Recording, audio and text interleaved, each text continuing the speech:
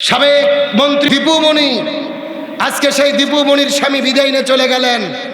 তার স্বামী বিদায় নেওয়ার পরে প্যারোলে চিঠি লেখা হয়েছে মুক্তি পাওয়ার জন্য, প্যারোলে মুক্তি যেন তাকে দেখতে যাওয়ার সুযোগ দেওয়া হয়। দীপু মনি মুক্তি পেলেন, তার স্বামীকে দেখতে গেলেন। আজকে অনেকে সোশ্যাল মিডিয়াতে সমালোচনা করতেছে যে কি অসহায়, কি কষ্ট, আজকে তার স্বামী মারা গেল, সে জেলের ভেতরে বন্দী।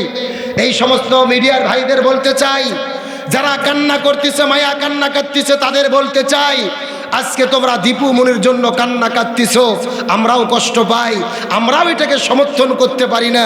কিন্তু একটা প্রশ্ন করতে চাই, ওই আল্লামা সাঈদী তামাম পৃথিবীর শতাব্দীর শ্রেষ্ঠ মুফাসসির 13 বছর জেলে বন্দী ছিল।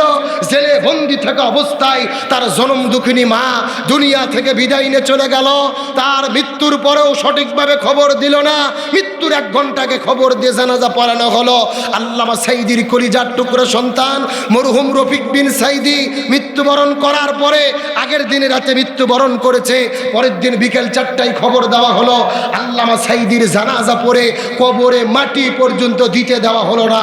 সেই সময় তোমরা কোথায় ছিলে? কথা বলে না কেন? ইতিহাস আমাদের ভুলে গেলে চলবে না, আল্লাহর কোরআনের দিকে লক্ষ্য রাখতে হবে। ইতিহাস ঘুরে ফিরে জালেমদের ওপরে শাস্তি চলে আসে। আরবিতে প্রবাদ বাক্য আছে, কামা তাদিনু তুদান, যেমন কর্ম তেমন ফল। আল্লামা সাঈদীর মা যখন মারা গেলেন, তার ছেলে যখন মারা গেলেন, এমনও জামাত ইসলামের কর্মী রয়েছে, নেতা রয়েছে, এমনও বিএনপির নেতা রয়েছে, কর্মী রয়েছে, 17 বছর তারা জেলে বন্দী ছিল।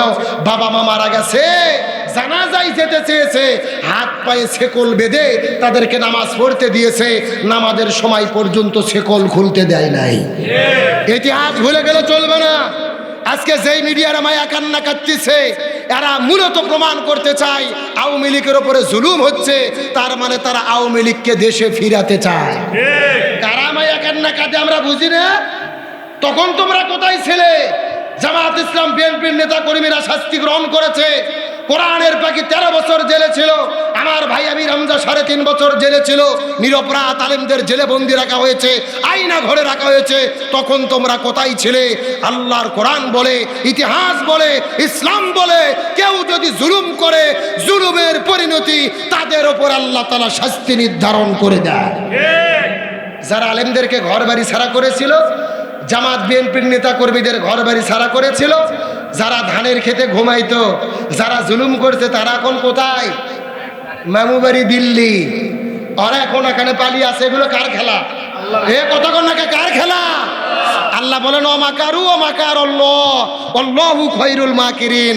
তারাও ষড়যন্ত্র করে, আমি আল্লাহ আমিও কৌশল অবলম্বন করি। কার কৌশল বিজয়ী হয়? ইয়াকিদুনা কায়দা ওয়া আকিদু কায়দা। আল্লাহ বলতেছে তারাও কায়দা করে, আমারও কিছু কায়দা কৌশল আছে। যেই সময় আল্লামা সাঈদী জেলে বন্দী ছিল, দীপু মনি নায়িকে সেজে পুরো পৃথিবী তখন ভ্রমণ করতো পররাষ্ট্রমন্ত্রী সাজে। কথা কন না কে? কি ময়নার মেকআপ আর কি দেশ সফর। তাহলে তোমাদের আমলে আলেমদের উপরে জুলুম হলো, তখন হাসি খুশি ভোগ করেছো। এখন যেটা হচ্ছে এটা আল্লাহর পক্ষ থেকে তোমাদের জন্য শাস্তি। ওই যে মুরগি চোরা শাহরিয়ার কবির আছে একটা, চেনেন না? গত 3 দিন আগে তাকে আদালতে উঠাইছে, এমন ভাবে কুকুর মারে হাঁটিয়ে যাচ্ছে, ওটা শাহরিয়ার কবির না ফিরাউন চেনা যাচ্ছে না। কথা কন না কে? সারা জীবন জামাত শিবির রাজাকার আলেমেরা জঙ্গি বলে বলে জিকির করেছো, আল্লাহ তোমাদের শেষ শাস্তি দিচ্ছে। তবে আমি বলতে চাই, শুধু স্বৈরাচারদের শিক্ষা নয়, এখান থেকে সবাইকে শিক্ষা নিতে হবে। যারাই স্বৈরাচার নতুন করে হতে চাবে, তাদেরও পরিণতি এইরকম হতে পারে। এই জন্য আমরা কখনো জুলুমকে সমর্থন করব না। আমরা দেশের মধ্যে আছি, মিলে জেলে দেশ চলুক, আলেমরা আমাদের পক্ষে থাকবো। তাহলে বলতে চাই, আল্লামা সাঈদীর কি কোনো অপরাধ ছিল? যারা বলেন অপরাধ ছিল, অপরাধ একটাই, তিনি আল্লামা সাঈদী রসুলের সিরাতকে পরিপূর্ণ অনুসরণ করেছিল। এখন আপনাদের জিজ্ঞেস করতে চাই, আমরা কি শুধু মিলাদ নিয়ে পড়ে থাকবো, না রসুলের সিরাত গ্রহণ করব? এ রসুলের আদর্শ মানার দরকার আছে না নাই? আল্লাহ বলেন লাকাদ কানা লাকুম ফি রাসূলিল্লাহি উসওয়াতুন হাসানাহ। আমি রসুলের মধ্যে রেখেছি তোমাদের জন্য উত্তম আদর্শ। যদি সফল হতে চাও রসুলের আদর্শ তোমাদের মেনে চলতে হবে। এখন আমি আপনাদের জিজ্ঞেস করতে চাই, আমরা জান্নাতে যেতে চাই কি চাই না? আল্লাহর কোরআন বললেন, কুল ইন কুনতুম তুহিব্বুনাল্লাহ ফাত্তাবিউনি ইউহিব্বুকুমুল্লাহ। যদি তোমরা নবীকে অনুসরণ করো আমি আল্লাহ তোমাদের ভালোবাসবো আর তোমাদের জীবনের গুনাহ মাফ করে দিয়ে জান্নাতের মেহমান বানাবো। জোরে বলেন সুবহানাল্লাহ।